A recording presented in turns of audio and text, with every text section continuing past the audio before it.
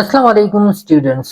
आज हम शुरू करते हैं एनाटॉमी एंड फिजियोलॉजी का यूनिट 2 हमने शुरू किया था और उस यूनिट 2 में हमने पार्ट 2 डिटेल से पढ़ा था। सही है। आज हम पढ़ेंगे पार्ट नंबर 3। पार्ट 2 में हमने डिटेल से नेगेटिव फीडबैक सिस्टम को डिस्कस किया था। इस पार्ट में हम डिस्कस करेंगे पॉजिटिव फीडबैक मैकेनिज्म। फिर पॉजिटिव फीडबैक मैकेनिज्म कभी कभार डेंजरस साइकिल बनाता है जिसको हम कहते हैं vicious cycles of the positive feedback mechanism, जो बहुत ज्यादा इंपॉर्टेंट है। और फिर जो है ना पॉजिटिव नेगेटिव फीडबैक मैकेनिज्म में क्या डिफरेंसेस है तो उसको हम शॉर्टली डिस्कस करेंगे। और at the end of this lecture हम जो है ना क्या करेंगे, प्रैक्टिस एमसीक्यूज को डिस्कस करेंगे इन्हीं ऑब्जेक्टिव्स पे। सही है, ताकि आपको समझ आ गया है या नहीं आ गया। अच्छा, सबसे पहले पहले वाले लेक्चर में हमने पॉजिटिव फीडबैक सिस्टम को और फीडबैक सिस्टम के जो कंपोनेंट्स थे तो उसको डिटेल से डिस्कस की थी। इसी पार्ट में हम डिस्कस करेंगे पॉजिटिव फीडबैक मैकेनिज्म। और पॉजिटिव फीडबैक मैकेनिज्म क्या होता है ये मैंने पहले वाले लेक्चर में भी बताया था कि जब भी आपके बॉडी में कोई चेंज आ जाता है, फॉर एग्जांपल इंक्रीज आ गया, तो कंट्रोल सिस्टम आपका ब्रेन जो है ना उसको और भी इंक्रीज करने की कोशिश करता है उस चेंज को। सही है। या आपके बॉडी में डिक्रीज आता है तो कंट्रोल सिस्टम उसको और भी डिक्रीज करने की कोशिश करता है। और ये क्यों करता है? क्योंकि आपके बॉडी को नीड होता है इसी की। although it is some sort of we can say कि ये होम्योस्टासिस की तरह नहीं है, लेकिन होम्योस्टासिस इसी से आ सकता है क्योंकि आपकी बॉडी को नीड है। फॉर एग्जांपल चाइल्ड बर्थ है तो चाइल्ड बर्थ में आप अभी हम एग्जांपल पढ़ेंगे कि लेबर कंट्रैक्शन की आपको नीड होता है। अगर वो लेबर कंट्रैक्शन नहीं होगा तो चाइल्ड बर्थ नहीं हो सकता है। तो इसी वजह से जो है ना पॉजिटिव फीडबैक सिस्टम वो बॉडी को नॉर्मल से एबनॉर्मल की तरफ, जैसा कि आपको लग रहा होगा कि वो एबनॉर्मल की तरफ जा रहा है, लेकिन उसी एबनॉर्मेलिटी की बॉडी को नीड होता है। सही है।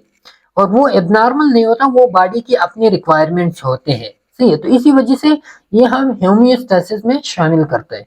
फिर इसमें बाद में जो है ना फिर विशियस साइकिल्स होते हैं, तो वो भी आप जो है ना अंडरस्टैंड कर लोगे। अच्छा, इसमें क्या होता है पॉजिटिव फीडबैक मैकेनिज्म में? सबसे पहले हमारे पास है चाइल्ड बर्थ। एग्जांपल की तरफ हम डायरेक्ट आते हैं। सही है। चाइल्ड बर्थ या इसको हम कहते हैं लेबर कंट्रैक्शंस। अब चाइल्ड बर्थ में क्या होता है? फॉर एग्जांपल सबसे पहले हमारे पास होता है स्टिमुलस होता है। स्टिमुलस क्या होता है? इधर आप देखिए, contraction of the wall of the uterus force the babies head और बॉडी इनटू द सर्विक्स। क्या करता है कि आपका फॉर एग्जांपल बेबी का हेड जो है ना वो आ गया सर्विक्स की तरफ। जैसे वे वो हेड जो है ना वो सर्विक्स के साथ वो सर्विक्स के साथ अटैच हो जाता है, तो सर्विक्स से जो है ना उधर क्या होता है, रिसेप्टर्स होते हैं। स्ट्रेचिंग सेंसिटिव रिसेप्टर्स उसको हम कहते हैं। क्या कहते हैं? Stretch sensitive receptors. जैसे ही वो हेड जो है ना वो सर्विक्स के साथ अटैच होता है तो वहां पे स्ट्रेच सेंसिटिव नर्व सेल्स होते हैं और वो एक्टिव हो जाते हैं। वही स्ट्रेच सेंसिटिव सेल्स क्या करते हैं, वो डिटेक्ट करता है और वो आपके ब्रेन को इम्पल्स लेके जाता है। ब्रेन क्या है? आपका कंट्रोल सेंटर है। यहाँ पे आप देखें, ये आपका कंट्रोल सेंटर है। इधर से जो है ना नर्व इम्पल्स आ गया। नर्व इम्पल्स क्या आ गया कि यहाँ पे जो है ना स्ट्रेचिंग की नीड है, सर्विक्स को स्ट्रेचिंग की नीड है। अब कंट्रोल सेंटर क्या करता है? कंट्रोल सेंटर आपके एपेक्टर्स को इन्फॉर्म करते। एपेक्टर्स क्या करते? कंट्रोल सेंटर यहाँ से ऑक्सीटोसिन, एपेक्टर्स क्या होते हैं? Muscles in the walls of the uterus, उसको जो है ना वो एक्टिवेट करता है। और वो एक्टिवेशन किसके थ्रू होता है?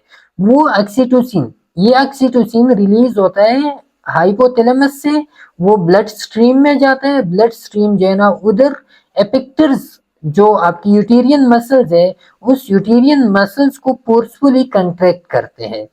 क्या? ऑक्सीटोसिन यूटेरियन मसल्स को कंट्रैक्ट करते हैं और स्ट्रेचिंग और भी ज्यादा हो जाते हैं। जितनी भी स्ट्रेचिंग होगा, फॉर एग्जांपल ये आप ये सर्विक्स है ना,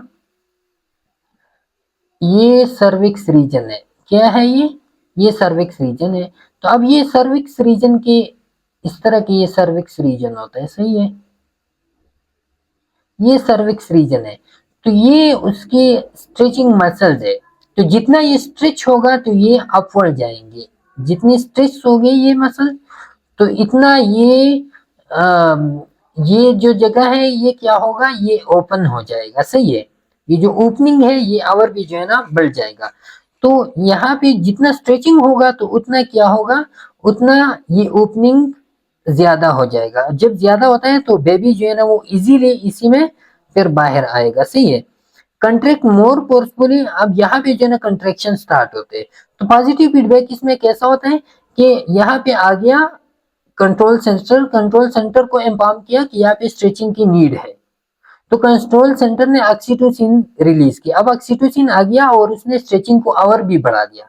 ऑलरेडी स्ट्रेचिंग हो रहा था और ऑक्सीटोसिन आ गई और भी स्ट्रेचिंग जो है ना वो बढ़ा रहा है। सही है, फिर ये वापस चलता है, फिर पॉजिटिव फीडबैक है। यहाँ पे जो है ना फिर वही सिस्टम होता है कि स्ट्रेचिंग को और भी बढ़ाना चाहिए और ये वापस आता है और फिर भी जो है ना ऑक्सीटोसिन आते हैं, ऑक्सीटोसिन फिर स्ट्रेचिंग को और भी बढ़ाता है। और ये तब इस तरह होता है जब तक आपके जब तक जो है ना बेबी वो आउट ना हो जाए। जब बेबी आउट हो जाता है तो यहाँ पे स्ट्रेचिंग के लिए फिर स्टिमुलस नहीं होता। स्टिमुलस जब नहीं होता तो फिर स्ट्रेचिंग या ऑक्सीटोसिन का ऑक्सीटोसिन रिलीज खत्म हो जाता है, ऑक्सीटोसिन रिलीज खत्म हो जाता है तो स्ट्रेचिंग जो है ना वो खत्म हो जाएगा। तो फिर पॉजिटिव फीडबैक सिस्टम फिर इन तक पहुंच जाएगा। सही है, तो ये क्या है ड्यूरिंग द चाइल्ड बर्थ किस तरह जो है ना वो पॉजिटिव फीडबैक सिस्टम काम करता है। अच्छा, फिर ब्लड क्लॉटिंग में किस तरह जो है ना पॉजिटिव फीडबैक सिस्टम वो काम करता है। ब्लड क्लॉटिंग में स्टिमुलस हमारे पास क्या होता है कि injury to blood vessel cause bleeding. Blood clotting stimulus क्या हो गया कि एक तो आपके ब्रोकन ब्लड वेसल्स है। तो ब्रोकन ब्लड वेसल आपका कंट्रोल कंडीशन है। सही है, कि ब्लड वेसल वो ब्रोकन हो गया, उसमें इंजरी हो गया। अब स्टिमुलस क्या है, स्टिमुलस ये है कि ब्लीडिंग शुरू हो गया, ब्लीडिंग ज्यादा हो गया। अब यहाँ पे जो है ना platelets at the site of the injury recognise. यहाँ पे प्लेटलेट्स होते हैं, प्लेटलेट्स रिसेप्टर्स होते हैं और वो रिकॉग्नाइज करते हैं कि ब्लड वेसल ब्रोकन हो गया है, हेमोरेज हो रहा है, ब्लड लॉस हो रहा है। वो प्लेटलेट्स क्या कर रहे हैं, release chemical that attract more platelets. तो ये आप देखिए यहाँ पे हमारे पास ब्रोकन ब्लड है, ब्रोकन वेसल है, ब्लड रिलीज हो रहा है, फीडबैक साइकिल इनिशिएट हो गया, clotting occurs as platelets adhere to site. Platelet जो है ना वो आती है और उसी साइट के साथ एडहेयर हो जाते हैं। सही है, क्लॉटिंग प्लेटलेट्स एडहेयर हो जाते हैं और वो प्लेटलेट जो है ना वो क्लॉटिंग फैक्टर्स रिलीज करते हैं और वो क्लॉटिंग फैक्टर्स और भी प्लेटलेट जो है ना वो आते हैं और इसी के साथ अटैच होते हैं और इसी तरह जो है ना ये साइकिल और कंटिन्यू हो जाता है और भी इंक्रीज हो जाता है जब तक ये जगह मुकम्मल तौर पे जो है ना वो रिपेयर ना हो जाए, जब तक ये क्लॉटिंग जो है ना वो मुकम्मल तौर पे ना आ जाए। तो आप देखें platelet release chemical that attract more platelets. Platelets आते हैं और वो और केमिकल रिलीज करते हैं और वो और भी प्लेटलेट्स आते हैं और इसके साथ अटैच हो जाते हैं। The control centre is less involve here. अब यहाँ पे कंट्रोल सेंटर इतना इन्वॉल्व क्योंकि ये सारा प्रोसेस जो है ना वो ज्यादा लोकलाइज्ड होता है। ये जितना भी रिस्पांस होता है वो ज्यादा लोकलाइज्ड रिस्पांस होता है। Additional platelets continue to aggregate at the site, releasing more clotting factors. और प्लेटलेट्स आते हैं इसके साथ अटैच हो जाते हैं। जब तक ब्लीडिंग स्टॉप नहीं होता तो ये प्लेटलेट्स और भी आते हैं इसके साथ अटैच हो जाते हैं।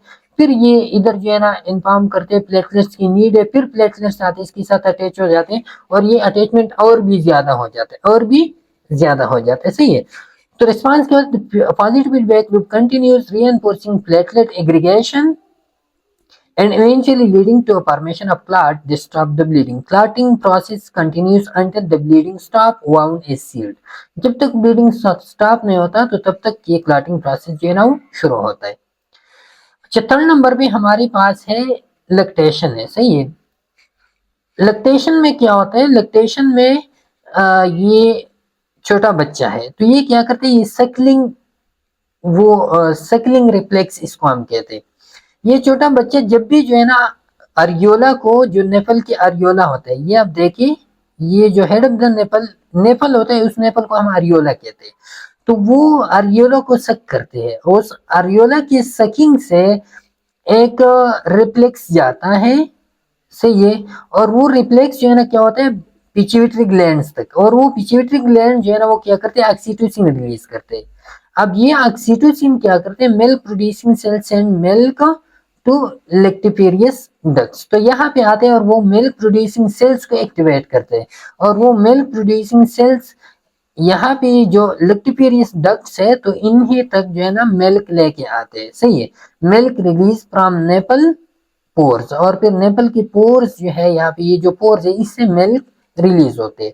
तो ये क्या होता है कि यहाँ पे जितना सक्लिंग ज्यादा होता है, यहाँ पे जो है ना ऑक्सीटोसिन ऑक्सीटोसिन रिलीज और भी ज्यादा हो जाते हैं, मिल्क प्रोडक्शन और भी ज्यादा हो जाते हैं। जब तक ये सक्लिंग खत्म नहीं हो जाता तब तक ये इसी तरह इंक्रीज ही रहता है। तो जितना सक्लिंग ज्यादा होगा उतना जो है ना ऑक्सीटोसिन रिलीज और ज्यादा हो जाता है, मिल्क प्रोडक्शन और भी ज्यादा होता है। तो ये भी पॉजिटिव फीडबैक मैकेनिज्म का है।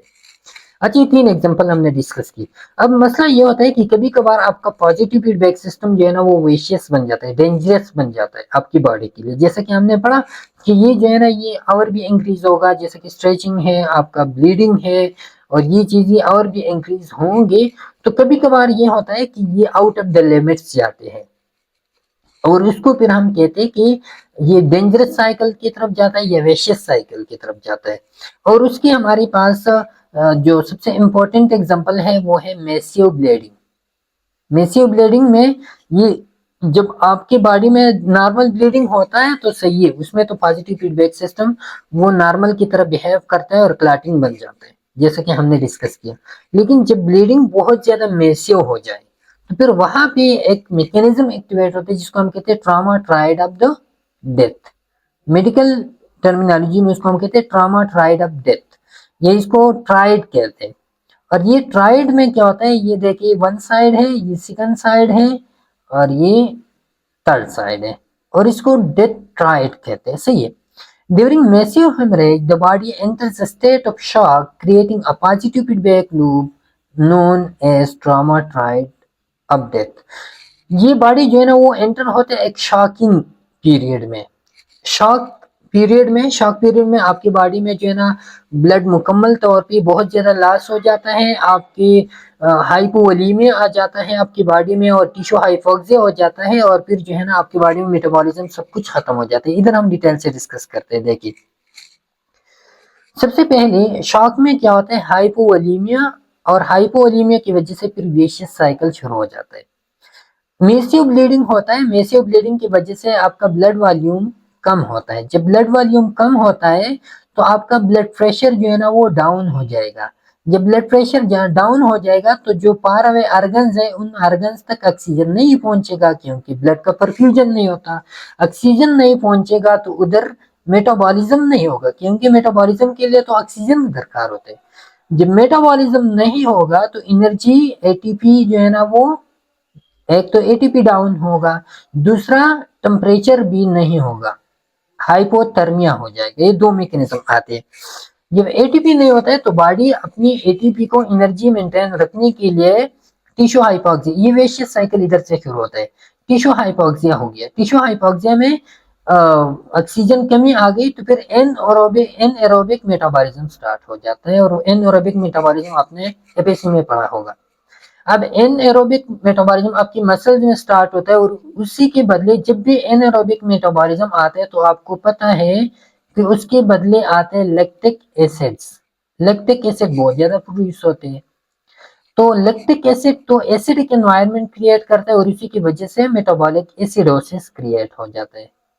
क्या हो जाता है, मतलब आपकी बॉडी में एसिडिटी ज्यादा हो जाती है। जब मेटाबॉलिक एसिडोसिस प्रोड्यूस होता है तो एसिडोसिस की वजह से अब वहाँ जो प्लेटलेट्स के काम है वो डाउन होना शुरू हो जाते हैं, कगुलोपैथी जिसको हम कहते हैं, जिसको हम इम्पियर्ड क्लॉटिंग कहते हैं। कि क्लॉटिंग का जो पहला नॉर्मल मैकेनिज्म हमने पढ़ा, अब वो नॉर्मल मैकेनिज्म जो है ना वो खराब हो जाता है।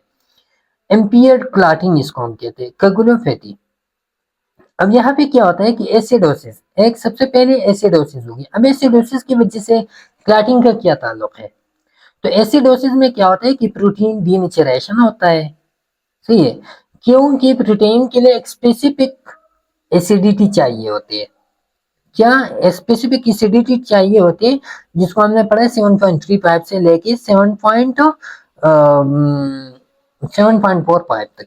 तो जब भी प्रोटीन डीनेचुरेशन होता है, प्रोटीन डीनेचुरेशन होता है, तो ऑलरेडी क्लॉटिंग प्लेटलेट्स के प्रोटीन है, तो प्रोटीन डीनेचर हो गया तो प्लेटलेट्स अपना काम नहीं करते। फिर दूसरा थ्रोम्बिन इनहिबिशन होता है। थ्रोम्बिन इनहिबिशन किस वजह से होता है? ये रिसर्च से जाहिर है कि जब भी आपका पीएच है ना, वो उसमें थोड़ा सा भी ड्रॉप आता है, आपकी पीएच में थोड़ा सा भी ड्रॉप आता है, मीन की पीएच एसिडिक की तरफ जाता है, तो उसी से तकरीबन 50 to 70% आपकी थ्रोम्बिन का काम जो है ना वो अफेक्ट करता है। थ्रोम्बिन इनहिबिट हो जाती है। थ्रोम्बिन क्या है? क्लॉटिंग फैक्टर है, सही है, तो वो क्लॉटिंग फिर नहीं करेगा। एक तो एसिडोसिस की वजह से, ये जो हमने पढ़ा कि मेटाबॉलिक एसिडोसिस आता है, तो एसिडोसिस की वजह से एक कोगुलोपैथी बन जाती है। दूसरा हाइपोथर्मिया जो हमने पढ़ा, इधर टेम्परेचर डाउन हो जाता है, तो हाइपोथर्मिया की वजह से भी क्लॉटिंग मैकेनिज्म डाउन होता है। और उसमें क्या होता है? उसमें एंजाइमेटिक, क्यों हाइपोथर्मिया की वजह से? क्योंकि एंजाइम के लिए स्पेसिफिक टेम्परेचर चाहिए होते हैं। अगर टेम्परेचर कम हो तो एंजाइम उसी तरह फंक्शन परफॉर्म नहीं करेगा। दूसरा, ये जो एक दूसरे के साथ एडहेशन एबिलिटी है प्लेटलेट्स की, तो वो भी एक स्पेसिफिक टेम्परेचर पे होता है। अगर वो स्पेसिफिक टेम्परेचर नहीं होगा तो आपकी प्लेटलेट्स जो है उसी तरह इसी एक दूसरे के साथ एडहेस नहीं हो जाएंगे, सही है। तो इसी वजह से इन दो मैकेनिज्म, एक एसिडोसिस दूसरा हाइपोथर्मिया की वजह से ब्लड क्लॉटिंग जो है ना वो स्लो डाउन हो जाता है, सही है। जब ब्लड क्लॉटिंग स्लो डाउन हो जाता है तो क्या होगा? और भी ब्लीडिंग इंक्रीज होगा ना। एक तो ऑलरेडी ब्लीडिंग है, हाइपोवोलीमिया है। दूसरा, आपके मेटाबॉलिज्म न होने की वजह से और भी जो है ना ब्लीडिंग इंक्रीज हो गया, because blood can not clot, haemorrhage continue और intensify leading to further bleeding. तो ये क्या है? ये एक पॉजिटिव फीडबैक लूप क्रिएट करते हैं कि उधर ब्लीडिंग स्टार्ट है, हाइपोवोलीमिया है, इधर जो है ना ब्लीडिंग, इधर से मेटाबॉलिज्म जो है ना न होने की वजह से और भी ब्लीडिंग इंक्रीज होता है। तो ये एक पॉजिटिव फीडबैक लूप क्रिएट करता है कि जितना उधर ब्लीडिंग शुरू हो जाता है, इधर जो है ना उतनी ही इधर से जो है ना वो ब्लीडिंग और भी इंक्रीज होना शुरू हो जाती है, सही है। तो ये पॉजिटिव फीडबैक लूप है और इसी की वजह से एट द एंड जो मल्टीपल ऑर्गन्स है, जो इंपॉर्टेंट ऑर्गन्स है, उसकी फेलियर जाता है अगर टाइम पे जो है इसी न रुका जाए, सही है। अच्छा, ये था हमारे पास ट्राइड हाइपोवोलेमिक शॉक था, सही है, ब्लड लॉस का विशियस साइकिल था।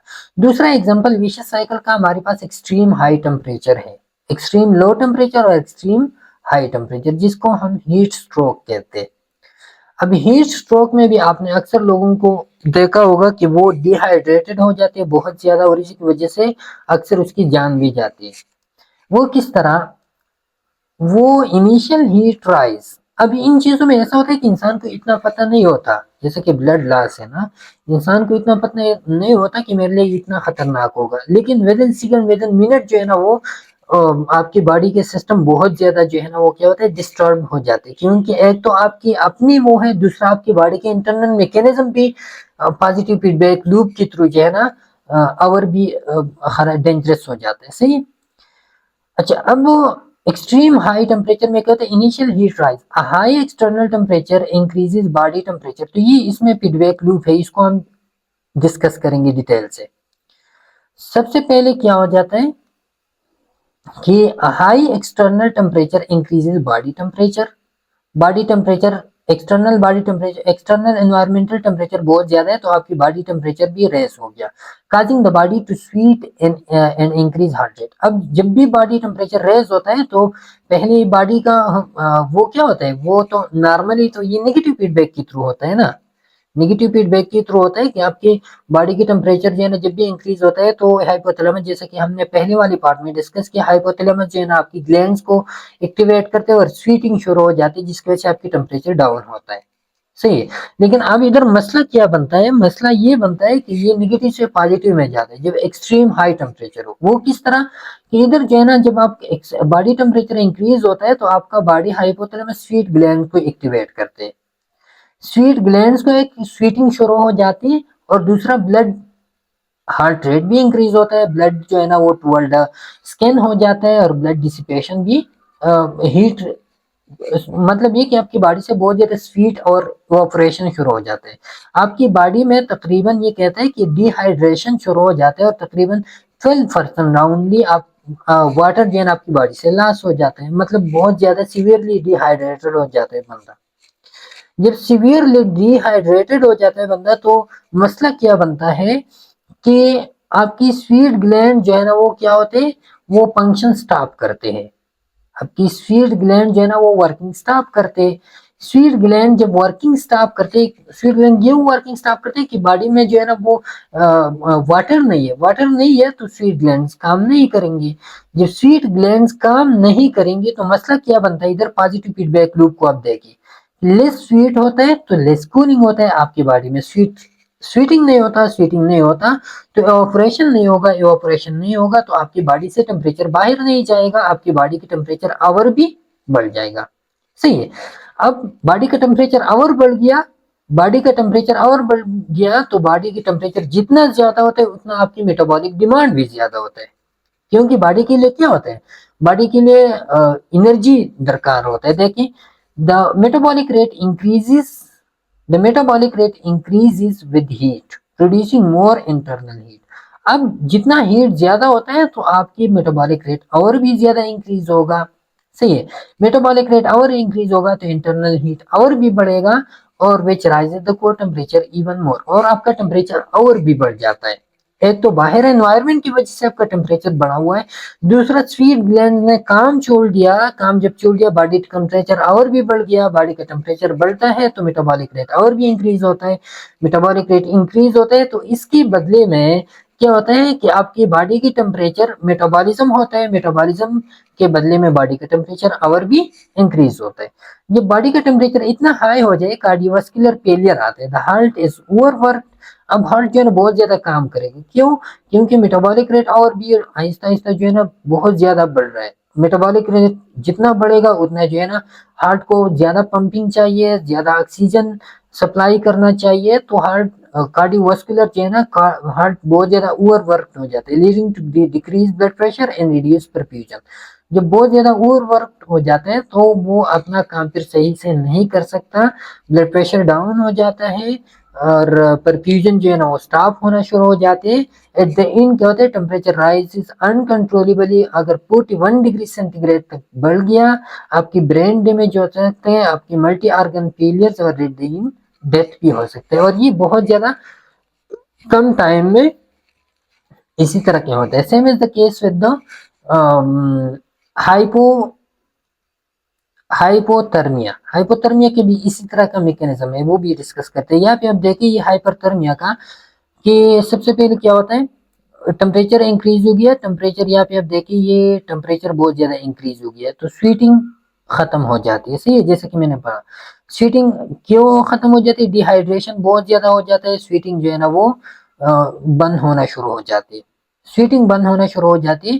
तो यहाँ पे फिर उसके बाद क्या होगा कि आपके ब्लड मेटाबॉलिक रेट बहुत ज्यादा इंक्रीज हो जाएगा, मेटाबॉलिक रेट इंक्रीज हो जाएगा तो एट द एंड यहाँ पे क्या होगा, at the end blood pressure जो है ना वो कम हो जाएगा। यहाँ पे आप देखिए हार्ट ओवरवर्क हो जाता है, ब्लड प्रेशर कम हो जाता है, ब्लड प्रेशर कम हो जाता है तो आपकी वाइटल ऑर्गन्स तक जो सप्लाई है वो ज्यादा हो जाएगा, वाइटल ऑर्गन जैसे कि ब्रेन वगैरह, जब ब्रेन तक सप्लाई ज्यादा होता है तो उसी की वजह से आपकी जो गट है, इंटेस्टाइन है, उधर सप्लाई कम होगी, क्योंकि intestine is not an important और एसेंशियल ऑर्गन, तो यहाँ पे ब्लड सप्लाई कम हो जाता है। जब ब्लड सप्लाई कम हो जाता है तो इंटेस्टाइन में जो मेम्ब्रेन होता है उसमें इस्कीमिया आ जाता है, क्या आ जाता है, इस्कीमिया। इंटेस्टाइन की मेम्ब्रेन में इस्केमिक हो जाता है, उधर ब्लड सप्लाई अच्छी तरह नहीं होता, जब वो मेम्ब्रेन इस्केमिक हो जाता है तो उसी मेम्ब्रेन से अब इंटेस्टाइन से क्या होता है, ये आपका इंटेस्टाइन है ना, इस इंटेस्टाइन में तो न्यूट्रिशन भी होता है और साथ में वेस्ट प्रोडक्ट भी होता है, तो ये न्यूट्रिशन जो है ना वो एब्जॉर्ब होते हैं आपके ब्लड में। सही है। तो अब यहाँ पे वो जो मेम्ब्रेन है उसी तक ब्लड सप्लाई से ही नहीं होता, वो मेम्ब्रेन डिलिकेट हो जाता है, वो पोर्स उसमें बन जाते हैं और यहाँ पे न्यूट्रिशन के साथ जो वेस्ट प्रोडक्ट है टॉक्सिन है वो भी ब्लड में शामिल होना शुरू हो जाते हैं, तो एंडोटॉक्सीमिया भी होते हैं, एंडोटॉक्सीमिया होते हैं और एंडोटॉक्सीमिया की वजह से आपकी सेल डेथ शुरू हो जाते हैं आपके बॉडी में, और साथ में जो है ना आपके हार्ट ओवरवर्क हो जाता है, वो भी जो है ना एनोट्रॉपी उसमें शुरू हो जाती है, कार्डियोवास्कुलर स्ट्रेन की वजह से हार्ट रेट बहुत ज्यादा इंक्रीज होता है, और एट द एंड में जो है ना आपका हार्ट भी जो है ना ओवरवर्क होने की वजह से वो भी काम छोड़ जाता है, सही है। तो मल्टी ऑर्गन फेलियर जो है ना वो आते हैं। अच्छा, विशियस साइकिल में एक्सट्रीम लो टेम्परेचर हाइपोथर्मिया में क्या होता है कि cold exposure reduces body temperature causing the hypothalamus to initiate shivering and vasoconstriction। अब जब लो टेम्परेचर में बॉडी हाइपोथैलेमस को इन्फॉर्म करता है, हाइपोथैलेमस शिवरिंग शुरू करता है, वेसो कंट्रैक्शन शुरू हो जाते हैं, कंस्ट्रिक्टिंग ब्लड वेसल कंस्ट्रक्ट हो जाता है, और ये पहली पार्ट में हमने डिटेल से डिस्कस किया है। पॉजिटिव फीडबैक, ये नेगेटिव फीडबैक लूप है। अब ये नेगेटिव फीडबैक लूप जो है ना डायरेक्टली कन्वर्ट हो जाता है पॉजिटिव में। किस तरह? जब बहुत ज्यादा कोल्ड होगा, लो टेम्परेचर होगा, तो मेटाबॉलिज्म आपकी बॉडी में लो होगा। As the core temperature drops, metabolic rate drops, metabolic rate drops होता है। जब मेटाबॉलिक रेट ड्रॉप्स होता है मतलब ये कि हीट ज्यादा प्रोड्यूस नहीं होता, तो हीट जब ज्यादा प्रोड्यूस नहीं होता तो आपका टेम्परेचर और भी डाउन होगा। बाहर से डाउन तो है, इधर और भी डाउन होगा। Less heat production makes the body colder which further reduces metabolism. ये और भी जो है ना यहाँ पे हीट प्रोडक्शन नहीं होता, मेटाबॉलिज्म डाउन होता है, मेटाबॉलिज्म डाउन होने की वजह से हीट बिल्कुल प्रोड्यूस ही नहीं होता, तो और भी बॉडी का टेम्परेचर डाउन होना शुरू हो जाते हैं। Result, body temperature continues to fall away from the set point, leading to heart failure or death when core temperature drops below the critical value। और यहाँ पे जो है ना जितना core temperature below the critical value जब आता है, तो इंसान जो है ना फिर डेथ की तरफ और मल्टीपल ऑर्गन फेलियर की तरफ जो है ना वो जाता है, सही है। ये था हमारे पास विशियस साइकिल। अब इसमें between difference between negative and positive feedback mechanism, ये हमने डिटेल से डिस्कस। अगर पार्ट 1 और पार्ट 2 और पार्ट 3 आपने डिटेल से देखा होगा नेगेटिव पॉजिटिव फीडबैक मैकेनिज्म, तो ये सारी चीजें ये सिर्फ हमने जो है ना आपको दिखाई है कि उसमें आपको समझ आ जाएगा कि पेस टू पेस की किस तरह जो है ना वो उसमें डिफरेंसेस है। स्टिमुलस का क्या इफेक्ट होता है? इधर जो है ना वो निगेटिवली रिवर्स करता है चीजों को, डिक्रीज द चेंज करता है, और ये जो है ना एम्प्लीफाइज करता है, स्ट्रेंथन करता है और भी बढ़ाता है पॉजिटिव में, सही है। पर्पस इसका कहते हैं होम्योस्टैसिस, स्टेबिलिटी, बॉडी में स्टेबिलिटी लेके आते हैं। इसका पर्पस क्या होता है? जैसे कि इस पार्ट के स्टार्ट में मैंने आपको कहा कि इसका पर्पस ये होता है कि प्रोसेस को कंप्लीशन तक पहुंचाए। चाइल्ड बर्थ है, क्लॉटिंग है, तो इन चीजों को कंप्लीशन तक पहुंचाए। जब वो कंप्लीट हो जाए तो फिर क्या होता है, फिर वो बॉडी स्टेबल कंडीशन में आती है, सही है। Common example temperature regulation, blood pressure regulation, pH balance है, लेबर कंट्रैक्शन है, ब्लड क्लॉटिंग है, लैक्टेशन है। Control mechanism slows and eventually stops when normal conditions are restored or continues until the event end or external interruption occur। या तो बाहर से कोई बंदा इसको इंटरप्ट करे या जो है ना वो इवेंट खत्म ही हो जाए, तो फिर और यहाँ पे जब नॉर्मल कंडीशन तक आ जाए। System type more common in the body, health maintain stability, ये बहुत ज्यादा बॉडी में बहुत ज्यादा हर एक तकरीबन सारी प्रोसेस जो है ना नेगेटिव, बहुत कम प्रोसेस है जो पॉजिटिव में। और इसका मेन पॉइंट भी यही है कि इसमें अक्सर विशियस साइकिल में चीज चेंज हो जाते हैं, सही है। Example in the body, heart rate control, body temperature regulation, blood glucose level और लेबर कंट्रक्शन है, ब्लड क्लॉटिंग है, लैक्टेशन है। अच्छा, तो ये हमने डिटेल से डिस्कस किया पॉजिटिव फीडबैक मैकेनिज्म को, सही इस पार्ट में। अब इसी पॉजिटिव फीडबैक मैकेनिज्म में पे हमने जो है ना क्या करना है, हमने क्वेश्चंस इसी पे डिस्कस करने हैं। सबसे पहला वाला जो क्वेश्चन है, a client experiencing a significant haemorrhage, client को बहुत ज्यादा हेमरेज हो गया। The nurse understand that the body's initial step to maintain blood pressure through baroreceptor reflex is an example of. अब यहाँ पे जो है ना सिग्निफिकेंट हेमरेज के टाइम जब ब्लड प्रेशर रेगुलेशन होता है, एक ब्लड प्रेशर रेगुलेशन वो नॉर्मल हमने पढ़ा था, तो वो नेगेटिव फीडबैक मैकेनिज्म के थ्रू था। अब यहाँ भी सिग्निफिकेंट हेमरेज की टाइम पे जब ब्लड प्रेशर रेगुलेशन होता है, तो वो किस के थ्रू, पॉजिटिव फीडबैक या नेगेटिव फीडबैक या फीड फॉरवर्ड रेगुलेशन या पैथोलॉजिकल, तो पॉजिटिव फीडबैक लूप के थ्रू सिग्निफिकेंट हेमरेज के टाइम जो है ना वो होता है, सही है। अच्छा, honours is educating a student nurse about the difference between negative and positive feedback mechanism. Which statement by the student nurse indicates a correct understanding of positive feedback? तो यहाँ पे जो है ना पॉजिटिव नेगेटिव फीडबैक मैकेनिज्म के बारे में उसको बता रहा है, उसके डिफरेंसेस के बारे में। स्टूडेंट नर्स को पॉजिटिव फीडबैक मैकेनिज्म का सही अंडरस्टैंडिंग कौन सी स्टेटमेंट से पता चलता है? Positive feedback loop work to maintain a stable constant internal environment. Positive feedback mechanisms are more common in the body than negative ones. Positive feedback may intensify or reinforce a change in the body physiological condition. Positive feedback loop directly reverse a change in a control condition. तो यहाँ पे क्या option C हमारे पास correct है, क्योंकि positive feedback mechanism में intensify होता है और भी रिइंफोर्स हो जाते हैं उस चेंजेस को। सही है। Question number 3, during a labor process, the stretching of the cervix causes an increased release of oxytocin, which in turn causes stronger uterine contraction, leading to more stretching.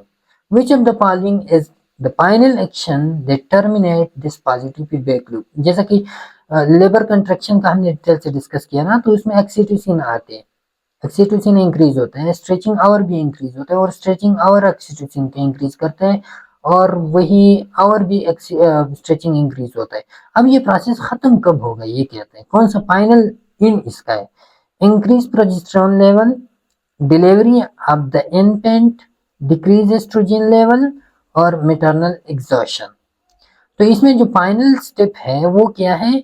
वो है डिलीवरी ऑफ द इन्फेंट। जब तक infant deliver नहीं होगा तब तक जो है ना ये, क्योंकि उधर स्टिमुलेशन ही इन्फेंट की वजह से है। अगर स्टिमुलेशन खत्म होता है तो फिर पॉजिटिव फीडबैक लूप खत्म होगा। स्टिमुलेशन तब खत्म होता है जब आपका जब इन्फेंट जो है ना वो डिलीवर होता है। सही है। So question number 3, why are positive feedback loop generally less common in the body compared to negative feedback loop? Positive क्यों कम होते हैं आपके बॉडी में? They do not involve receptors or effectors. They are inherently unstable and can lead to dangerous extreme state if not controlled. They take too long to produce significant physiological processes. They are only involved in pathological states disease. तो इसका जो correct option है वो क्या? B number है, क्योंकि ये मैंने डेंजरस साइकिल्स आपको पढ़ाई विशियस साइकिल, तो उसमें क्या होता है कि आपका पॉजिटिव फीडबैक मैकेनिज्म अगर टाइम पे कंट्रोल ना हो जाए और टाइम पे प्रोसेस कंप्लीशन तक पहुंच न जाए तो फिर massive bleeding, extreme temperature changes के वक्त जो है ना वो आपके ऑर्गन्स को डैमेज करते हैं, वो विशियस साइकिल में चेंज हो जाते हैं। अच्छा, क्वेश्चन नंबर 4 है ये, और इसमें A patient has suffered severe blood loss leading to a significant drop in blood pressure. The decreased blood flow to the heart causes further weakening of the cardiac muscle, which result even lower blood pressure. This scenario describes functional positive feedback loop for compensation, a failed negative feedback loop, a dangerous pathological positive feedback loop, a natural compensatory mechanism. तो ये क्या कहते हैं कि जैसा कि हमने उधर वेशियस साइकिल में और सीवियर ब्लड लॉस में हमने डिस्कस किया डिटेल से, इधर हमने ये वाला पॉइंट डिस्कस किया। ये आप देखिए, ये है ट्रॉमा ट्राइड ऑफ डेथ, इसमें ये वाला पॉइंट हमने डिटेल से डिस्कस किया। तो फिर होता क्या है? होता ये है कि आपका जब भी सीवियर ब्लड लॉस होता है तो आपका जो क्लॉटिंग मैकेनिज्म है वो आउट ऑफ कंट्रोल हो जाता है, positive feedback mechanism out of control हो जाता है और वो डेंजरस या वेशियस साइकिल में चेंज होता है, जो हमने डिटेल से डिस्कस किया। तो ये है, इसमें करेक्ट ऑप्शन है dangerous pathological positive feedback loop. अच्छा, तो ये था हमारे पास पॉजिटिव फीडबैक मैकेनिज्म जो हमने डिस्कस किया डिटेल से। इंशाल्लाह नेक्स्ट पार्ट में हम जो है ना सेलुलर एडाप्टेशन पढ़ेंगे और इसमें हम ये पढ़ेंगे कि जब भी होम्योस्टासिस आउट ऑफ कंट्रोल हो जाता है तो फिर बॉडी उसमें क्या करते हैं।